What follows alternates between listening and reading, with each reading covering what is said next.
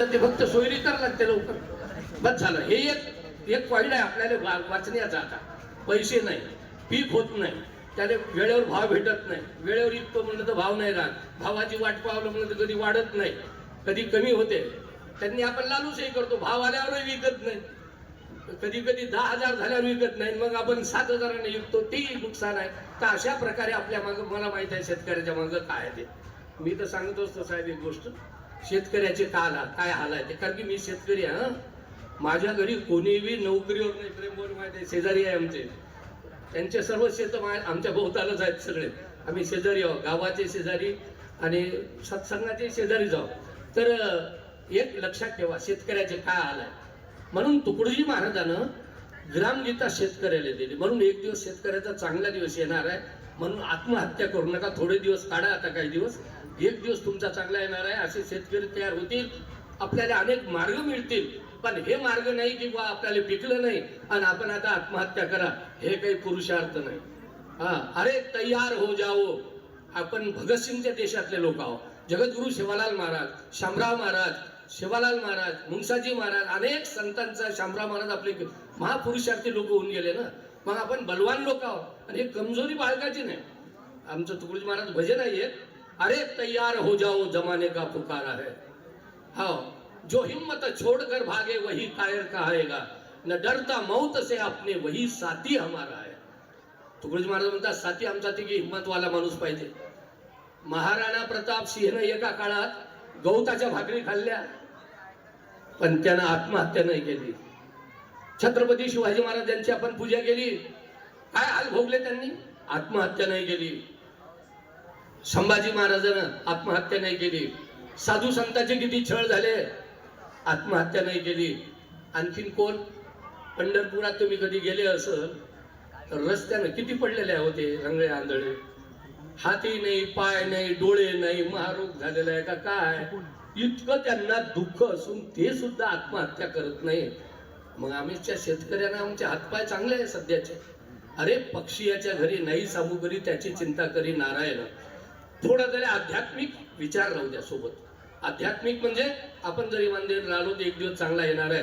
म्हणून शेतकऱ्याला ग्रामगीता तुकडोजी महाराजांनी दिली. आता शेतकऱ्याचे सध्या हाल जर म्हणसाल साहेब, तर मी नेहमी सांगतो आमचे असे हाल सुरू आहे सध्या की सकाळी आमच्या मागे आता लेकरं लागले. लेकराचा बजेट बसून पहिल्या काळातली शाळा वेगळी होती सर. ते पोरग शाळेत जायचं आणि शाळा सुटल्यावर बापाले डोरे हाणू लागले याचं किंवा निंदाची पात घ्यायची त्याची आई. हे जुन्या माणसाला माहित आहे, ते निंदूही लागे, थोडस काही काम करू लागेल. आता शिक्षणाला त्याचे वेळ, त्याला तर काही वेळ नाही म्हणा, कारण की 3 टाइम शिक्षणाचं आता खूप हे झालं ना, काय म्हणते त्याला, काय म्हणते त्याला, शेड्यूल, प्रगती झाली, त्याला वेळच नाही. आता 3 टाइम ट्युशन त्याला नेऊन घाला. म्हणजे सकाळी लेकराची तयारी करून द्यायला आता घरातले सगळे माणसं आटतील सकाळी, त्याला कमीच घालून द्याल, त्याला सगळं करून द्या. त्याचा खर्चही वाढलेला आहे, फी वाढलेली आहे. म्हणजे आमच्या मागं ते एक काम लागलं, सकाळी लेकरं, त्या सकाळी लेकराला नेऊन घाला, शाळेची काळजी करा आणि खर्चही आहे. आणि दुसरा 10 वाजता आमच्या वावरात पुन्हा आणखीन करता, म्हणजे सकाळी लेकरं आणि 10 वाजता येते आमच्या हरभऱ्यावर पाखरं. 10 वाजता येते पाखरं. हे काही खोटी गोष्ट नाही. मी शेतकरी होऊन आम्हाला माहित आहे, पाखरं आले म्हणजे लेकराचं काम केलं गेलं की पाखरं हाणायला जा. आणि पाखरं हाणून आलं तर मग घरी जेवण खाऊन करावं कसं, तर पुन्हा आणखीन 4 वाजता येते माकडं. एका दिवशी खाऊन टाकते निकाल हरभरा.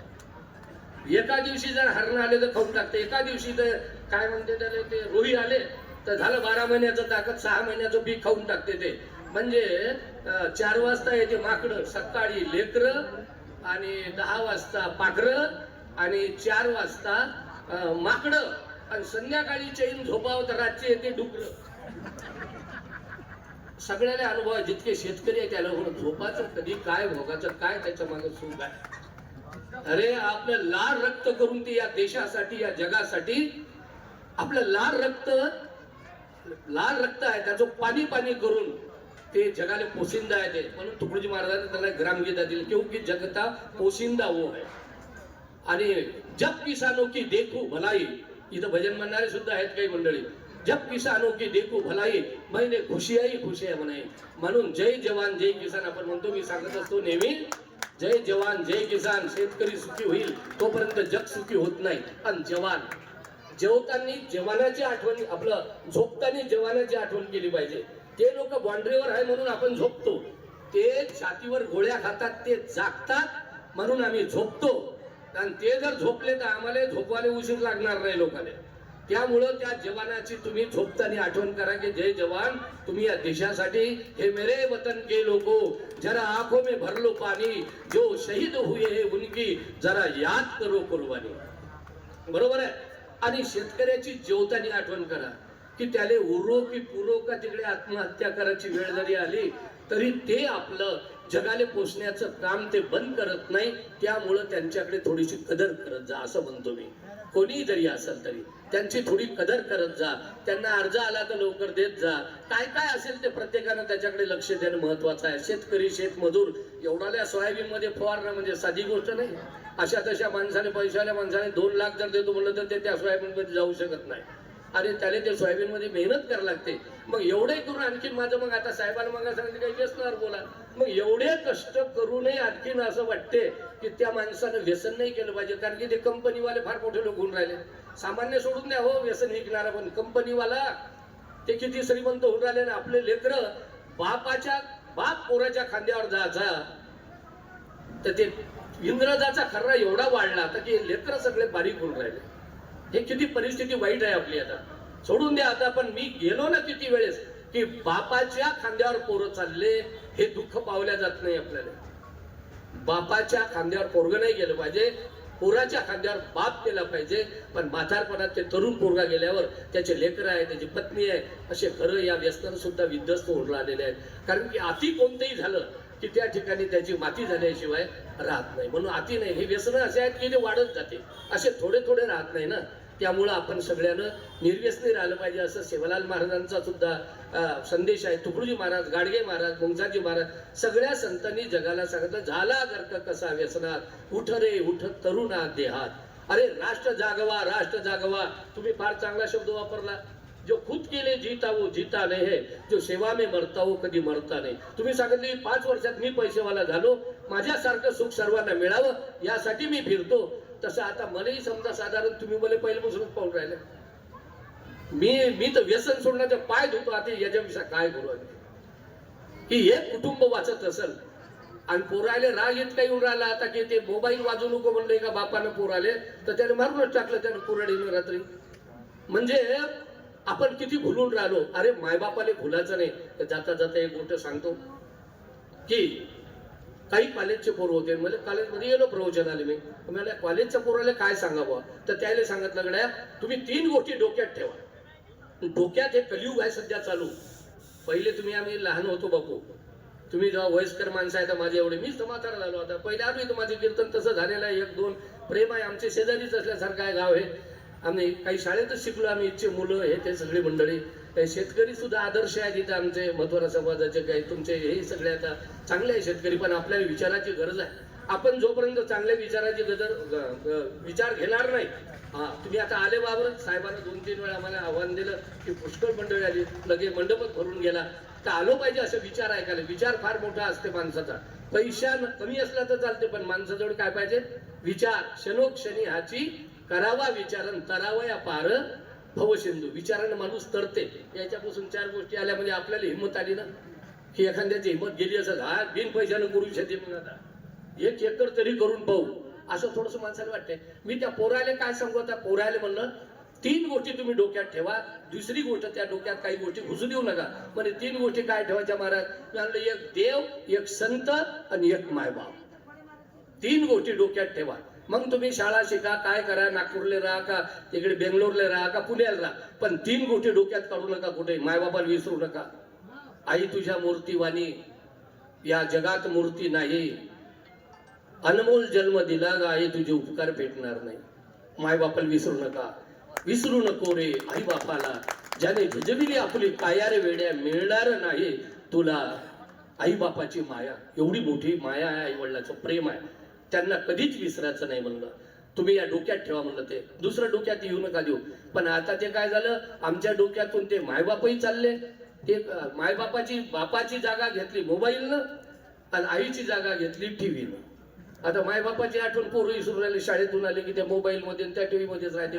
मायबापाची नाही. काय होईल असं त्यांचं, पुढं काय होईल त्यांचं. म्हणून त्यामुळे मायबापाचं वचन तोडाचं नाही. एक साधूला कधी भुलाचं नाही. शाबराव बाबा तुम्ही पाहिलेले आहे, मला काही नवीन पोथीतला सांगायचं नाही तुम्हाला. शेवालाल महाराज जे आपल्याला म्हणतात की बाबा तुम्ही लग्न करा, तर शेवालाल महाराजांनी लोक विचार लग्न करा, ते म्हणते मला सगळे भाया म्हणते. भाऊ म्हणल्यावर मी कोणासंग लग्न करू.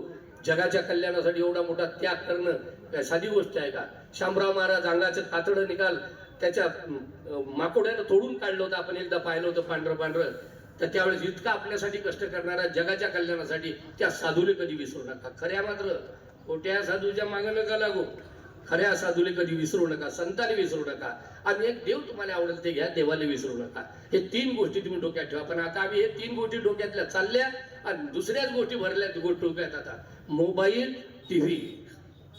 काल मी एका मोबाईलवर पाहिलं प्रेम भाऊ, खरं काय ते की मोबाईल विषयाला घेऊन ते बाई झोपली तर तिले भरती करायचं काम पडलं दवाखान्यात. आहे ना, पाहिलं ना तुम्ही. मग आम्ही म्हणतो मग तो आम्ही वाजू नका म्हणत नाही, पाहू नका म्हणत नाही तुम्हाला मोबाईल पा, पण कामापुरता. त्याची जागा खिशात आहे किंवा हातात ठेवा. तुम्ही का मोबाईल डोक्यात घुसू दिला की मार्ग नाही मिळत त्या पोराले, नाही इकडे त्याचं घरादारातही ध्यान लागत नाही. किती जण आत्महत्या करते किंवा कानाला लावला, चालवताना कुठं चालवायचं, मोटरसायकल ऍक्सिडेंट किती होऊन राहिले. थोडा विचार करावा लागेल. इतकं त्याच्यातनी भुलाची गरज नाही. ते काही एवढं हे नाही, साधं नाहीये. चांगल्या प्रकारे त्याला वागवायचं आपण. आणि कोणतंही व्यसन करायचं नाही. आपला पैसा आपल्याला माहिती आहे. बरं काय व्यसन करायचं नाही त्याबद्दल एक गोष्ट सांगतो आणि माझं प्रवचन थांबवतो. कॉलेजमध्ये गेलो मग मी त्याला आणि त्या पोराला सांगितलं तुम्ही एक काम करा म्हणलं, आई वडिला दर्शन घेत जा. तर ते पोरं म्हणे आम्ही घेतो तुम्ही घरी गेल्यावर आई वडिला. अरे बरं तसं नको घेऊ, मी सांगतो तसं घे दर्शन.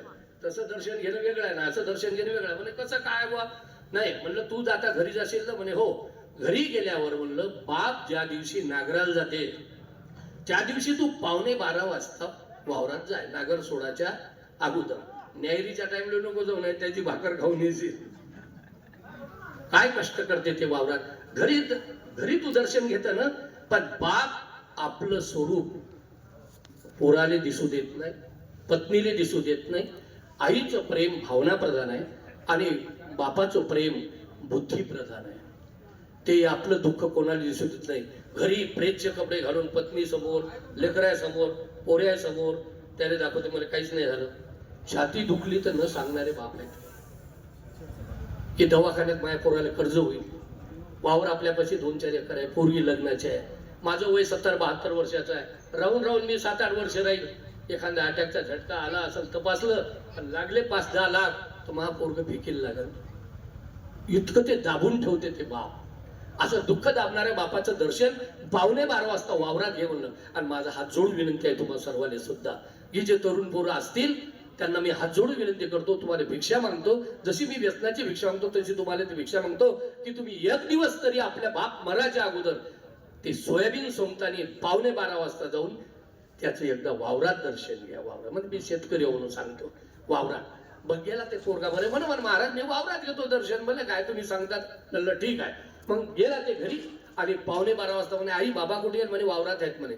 मग हे 11:15 वाजता 11:30 निघाला घरून. तर जाताच गाजरासारखा झाला लाल. याले ऊन माहीतच नव्हती ना. याले बाप किती सुखात ठेवते आपल्याला. आणि त्या बापाला आज वृद्धाश्रमात त्या डोंगरे महाराज तिथे मावून नाही राहिले लोक, पठार उमरीले आपल्या. मायबाप असून पोरं असून अरे काय असे मिळणार आहे का कुठे एवढं प्रेम करणारे मिळत असो. कोण्याही धर्मात सांगितलं की मायबापासारखं तीर्थक्षेत्र कोणतं मोठं नाही. सकल तीर्थाची धुरे जे का माता पित्रे तयाची कीर शरीरे लोन की जे. जगातल्या सगळ्या तीर्थक्षेत्रापेक्षा आई वडिलाचं चरण तीर्थक्षेत्र श्रेष्ठ आहे. त्यामुळं आपण त्यांना कधी विसरायचं नाही, त्यांना दुःख द्यायचं नाही. आणि म्हणून त्याला पाठवलं. ते लाल भडक झाला जाता जाता आणि वावरात जाऊन पाहिजे तर त्याला बाप ओळखूच ये नाही. ते म्हणे माझे वडील तर दिसतच नाही म्हणे. कारण की तिथं कसं दिसला त्याला माणूस त्याचा बाप. त्याचा शेला फाटलेला होता, त्याच्यातून केस निघालेले होते. त्यानं फाटका शेला आणला. फाटकी बनेल होती अशी वाऱ्यानं उडत होती, पण घामानं ओलीगड झाली होती. धोत्र टोंगळ्या एवढं होतं, फाटकं होतं, शिवलेलं होतं. खरंच स्वरूप त्याचं ते होतं. आणि मग ते नागर हणू हणू थकलेला होता, त्या ढेकल्यामध्ये ते हेडगळत होता. यानं पाहिलं म्हणे रोजदार होय म्हणे, बाबा नाही म्हणे आज मी तर बाबाच्या भेटीला आलो म्हणे. पाय जवळ तर मग बाप दिसल्यावर मात्र मग त्याला डोळ्याला पाणी आलं. मग सांगा लागत नाही. असं दर्शन घरी होत होतं का? रोज घरी ते इस्त्रीचे कपड्या या दर्शन घेतलं बापूसोबत झालं एवढं. हे बाप पाहिला त्यानं डोळ्यानं, याच्या डोळ्याने धारा लागल्या पोराच्या. बाप नाही रडला, पोराच्या डोळ्याला धारा लागल्या म्हणून बाप म्हणते काऊन रडत रे? त्याने 2 गोष्टीचा रड आला. पहिला रड आला की माय बापाचे हाल किती आहेत, माय बापाने किती घाम गाळून राहिला आणि हे घामाचे पैसे मला ओळखून आला माझा बाप फाटकी बनेल आहे. इथलं एकच प्रश्न विचार म्हणलं, हे काऊन तुम्ही करता? चला उन्हीत एवढ्या कष्ट का करता? एवढंच विचार म्हणलं त्याने. आणि दुसरा रड त्याने जे आला की मी यायच्या संग किती बेमानकी करून राहिलो. मी शाळेत वाढदिवसाच्या दिवशी दारू पितो, सिगारेट घेतो, मा बाप माझ्या बहिणीसाठी, माझ्या भावासाठी, माझ्या आईसाठी दवाखान्यात पैसे. आणि एक प्रश्न विचारला त्या पोरानं की बाबा तुम्ही एवढ्या उन्हात कष्ट का करता? त्यावेळेस त्याचे वडील काय म्हणते, तो विचारलं म्हणून सांगतो, रडला नाही वडील. आणखी वडील खूप पक्का असते. त्याने म्हणे रडू नको रे, तू पुढं मोठा साहेब होय. मग ते म्हणे बाबा मी आलो तुमच्या दर्शनाने. अरे रडू नको रडू नको. त्याच्या मनातल्या मनात ते पोरग म्हणत आहे, बाबा मी तुमच्या संग खूप बेमानकी करून राहिलो, तुम्ही एवढ्या कष्टाचे पैसे मला फीले पाठवता. पोराने ते एकच म्हणे बाप की मी एवढे जे कष्ट करून राहिलो, एवढे मला कष्ट करायचं काम नाही, पण माये जे हाल असे आहे तसे तू हाल होऊ नये म्हणून तू शाळा शिक, तू मोठा होय, तू मोठी बंगला बांध, तू सुखात राहायला पाहिजे. माय होईल ते काय जीवाचं होईल, पण मी तुला पैसे पुरवतो. त्यावेळेस त्या पोराला वाटलं की मी फुल पॅन्ट केवढाच घ्यायला पाहिजे. माय बापाला मी ताण देतो, फुल पॅन्ट घेऊन द्या, घड्याळ एवढ्याच पाहिजे. ज्या पोरानं जर बापाला जर दर्शन घेऊन वावरात ते माया म्हणण्यानं जाव आणि त्यानं वर्षातून एकदा फक्त असं दर्शन बापाचं घ्या, 3 वेळा जर त्यानं दर्शन घेतलं तर त्याची दारू राहणार नाही, आपोआप जाईल आपोआप. कारण की त्याच्यात मी देवच आहे. दारू पिणारा ते काय देव नाही का? ते देव जागृत होईल की मी किती बेमान होऊन राहिलो मायबापाला. मायबापानं कपड्याला पैसे पाठवा आणि मी आता पोराचा वाढदिवस करून तिथे सिगारेट प्यावं, तिथे दारू घेऊन नाचावं, माय बहिणीचा हिस्सा याच्यात हे आहे, माय लग्न कसं होईल, पुढं पोरायचे लग्न आहेत, माय बापाला कष्ट किती करायला लागते. पण त्यानं खऱ्या बापाचं स्वरूप बाप दाखवत नाही आणि खऱ्या बापाचं स्वरूप त्याला दिसलं नव्हतं म्हणून ते रडायला लागला की मी बेईमान झालो बाबा. याच्यानंतर बाबा मी कधी आता व्यसन करणार नाही. आपोआपच म्हणायला लागला मी व्यसन करणार नाही, तुम्ही एवढे हाल करता. म्हणा अरे तुझ्या जीवासाठी आहे, कोण आहे उद्या एवढं तुमच्यासाठी कष्ट करणार, मग कशाला आत्महत्या करायला लागते. आणि तशा टाइमला जर त्या माणसाने पोरानं मार का तुम्ही पडले आत्महत्या केली, काय फायदा राहिला त्याचा त्या बापाचा? तुम्ही तर बापाला धोका दिला. अरे तुम्ही कष्ट करून आता मार्ग पाडा, भिवू नका, आपल्या पायावर उभे राहा. आणि पोराने काय म्हणते मग, पोरगा काय म्हणते, मी त्याला सांगितलं आणखी की बापाच्या नागर घेजो आणि मला तुम्ही सावलीत बसा, मी तुमच्या अर्धा डवरा आणतो. ते डवरा घेतला यानं जबरदस्ती. ते म्हणे नको रे नको रे, तू साहेब आहे. मी म्हणे साहेब कवा होईल, बंगला कवा बांधल आणि मग मी तुमची सेवा कवा करू. बाबा कधी कधी जर पोरगा बापाच्या अगोदर एखाद्या काही ताप डोक्यात गेला, ऍक्सिडेंट झाला, वीज पडली, तर मग मला सेवा कधी घडल माय बापाची? तुम्ही आज सावलीत बसा. एवढं प्रेम त्या बापाने दिल्याबरोबर आता त्याच्या डोळ्यात धारा लागल्या, त्याचा बापही रडायला लागला. काऊन? ते म्हणते की माझ्यासारखा आनंद कोण, माझ्या आजचा डवरा तू घेत. ते म्हणजे मी बंगला बांधील कवा होईल मोठा, आज तुम्ही या सावलीत बसा, मी तुमच्या अर्धा डवरा आणतो. असं म्हणल्यावर ते बाप रडला. दोघे जण एकमेकाने कवटाळून मिठी मारली. हे खरं प्रेम आहे. हे प्रेम, हे बापाचं स्वरूप ज्यावेळेस त्या पोरानं पाहिलं त्यावेळेस ते पोरगा व्यसन करणार नाही, दारू पिणार नाही, कधी मायबापाने सोडणार नाही आणि कधी त्याच्या जीवनात कमी पडणार नाही. आणि ज्यानं मायबापाची सेवा केली त्याच्यात इतकी ताकद येते. आपली संस्कृती सांगते माँ के कदमों में जन्नत है, हे मुस्लिम धर्मात सांगते माँ के कदमों में जन्नत है. आणि आपल्या तीर्थक्षेत्रात सांगते, आपल्या धर्मातही सांगते की मायबाप म्हणजे सगळ्या जगातल्या तीर्थाचं मुख्य क्षेत्र आहे. पुंडलिकाच्या भेटी बरोबर मालेगा. पुंडलिक नाही गेला त्या देवाच्या भेटीले, मायबापाची त्यानं सेवा केली म्हणून मुलींच्या बरंच लक्षात आहे. म्हणून स्त्रिया खूप रडतात, मुली बापावर खूप प्रेम करतात. त्यात आता थोडी जाण असते. तशी जाण जर पोरानं ठेवली ना तर निश्चितपणे तो व्यसनमुक्त राहील आणि कधी आत्महत्या करणार नाही. आणि दुसरा एक उपाय सांगतो. काही लोक म्हणते वा आपल्या नोकर नाही लागले तर मग कसं काय व्हावं, मग आपलं काय जगाल. अरे एक साधी पेटी वाजवली, तुम्ही भजन ऐकलेलं आहे, भजन मंडळ आहे, मग माहिती आहे भजन मंडळ होते. आमचे कीर्तनकार महाराज होते एक आमचे रावसाहेब पाटील महाराज. एकदा खूप बिचाऱ्यानं बंजारी भाषेत काय 2-3 भाषेत कीर्तन करायचे ते. तर कीर्तनात भाजनात थोडंसं ते ऐकायला पाहिजे आपण, म्हणजे आपल्याला हिंमत येते. कीर्तन प्रवचन संतांची संगत केली तर आपला तरुणोपायामध्ये विचार चांगले मिळतात. म्हणून सत्संगत केली पाहिजे नेहमी करता.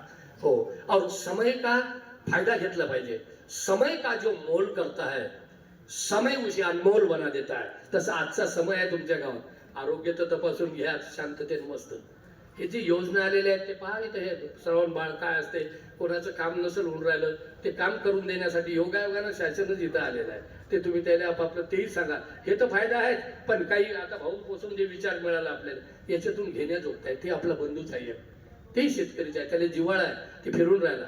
आणि म्हणून मला असं वाटतं की आपण दुसऱ्या धंदा एक तरी अंगी असू दे कला, नाही तर काय फुगा. अरे मिस्त्री आहे, कोणतेही काम आहेत, किती आहेत त्या मनानं फरशी बसवणाऱ्याला किती मजुरी पडू शकते. फक्त बाल्टी बकेट जे आहे ते विहिरीत बुडवल्यानंतर फुटकी नको. फुटकी जर असली तर किती काही पाणी असलं विहिरीत तर त्या फुटक्या पवरात पाणी येणार नाही. म्हणून त्याने छिद्र लावणं म्हणजे व्यसनमुक्ती जर असली, ते पवरा जर फुटलेला असला, व्यसन असणं म्हणजे पवरा फुटला म्हणजे किती काही कमावा त्याच्यात पाणी राहणार नाही. पण तुम्ही जर त्याला छिद्र बंद करून टाकलं तर मात्र तुमच्या पवऱ्यात पाणी, तुम्हाला आत्महत्या करायची वेळ पडणार नाही. आणि देव तुमच्या घरी आले, मी तर म्हणतो देव तुमच्या घरी आल्याशिवाय राहणार नाही. तुम्ही फक्त आई वडिलांना विसरू नका आणि गावावर एक प्रेम ठेवा. गावावर खरे नाम निष्काम हे ग्राम सेवा, झटू सर्व भावे करू स्वर्ग गावा, कळो हे वळो देहकारी पडू दे, घडू दे प्रभू. एकमेकाला सहकार्य करा. एखादा थकला असेल तर त्याला दुरुस्त करण्याचा प्रयत्न करा, त्याला जास्त बिघडू नका.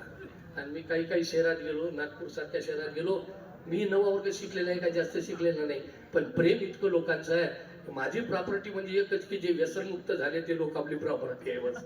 काय ते ज्या ज्या गावात जातो तिथं कुठेही जा, कोणतेही गाव, फुलुंब्री तर माझं पहिला नंबरचं आहे आमच्या भागातलं गाव, की त्या ठिकाणी खूप खूप प्रेम आहे आणि बऱ्याच लोकांनी व्यसनही सोडले.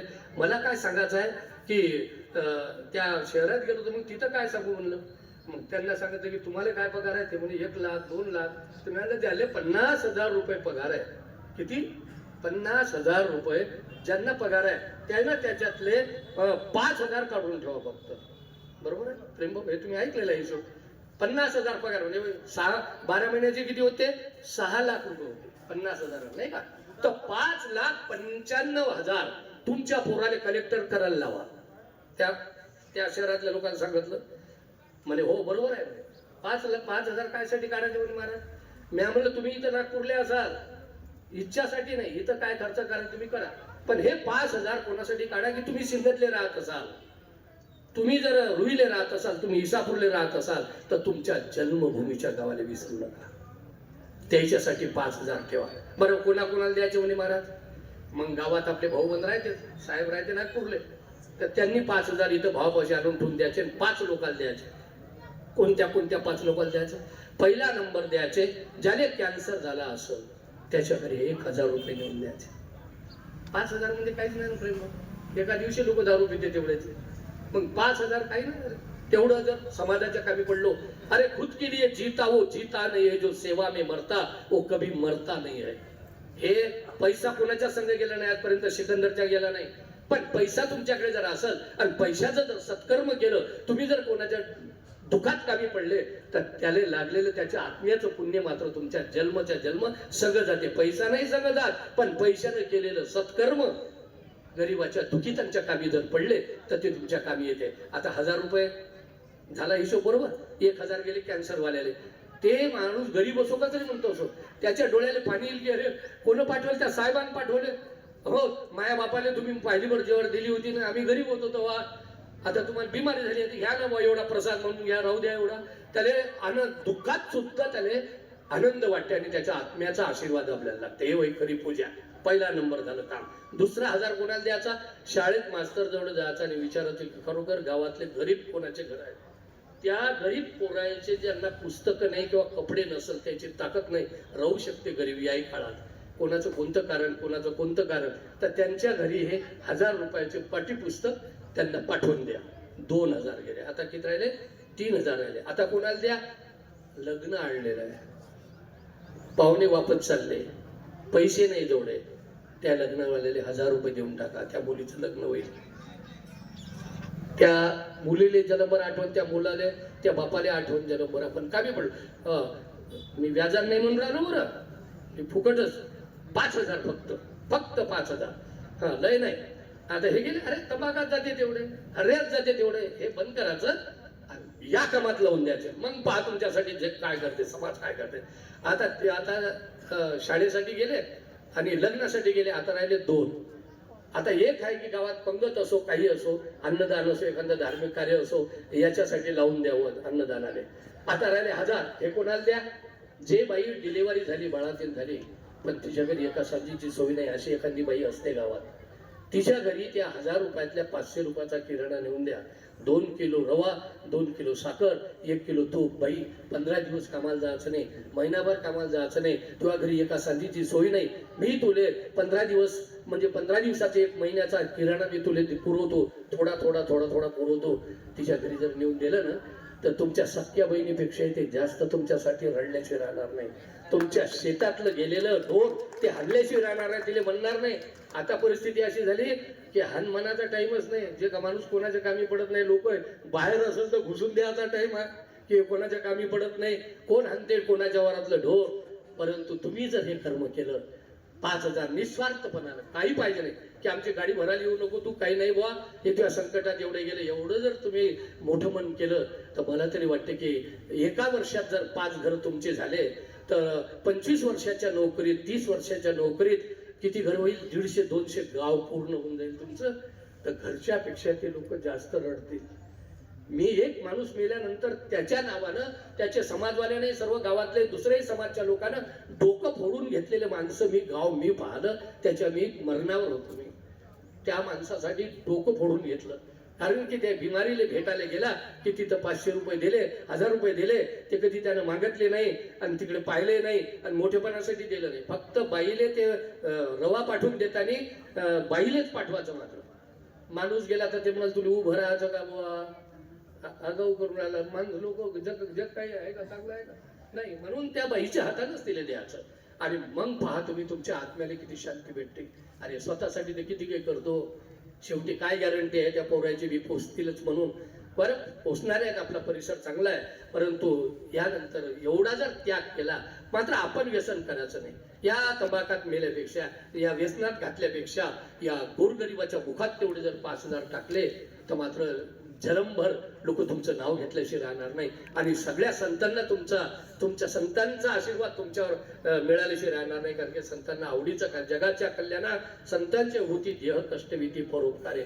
एवढं बोलतो. जाता जाता एक सांगतो, खिळा जर पाण्यात टाकला तो बुडतेच, बरोबर आहे का, तरते बुडते. आणि लाकूड जर पाण्यात टाकलं 5 किलोचं तरी ते तरते.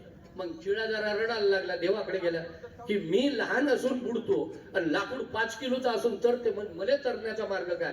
ते म्हणे आता काही दुसरी सृष्टी करत नाही, तुले जर तरायचं असेल तर तू या तरणाराची संगत धर, बुडणाराची संगत करू नको, तरणाराची संगत कर.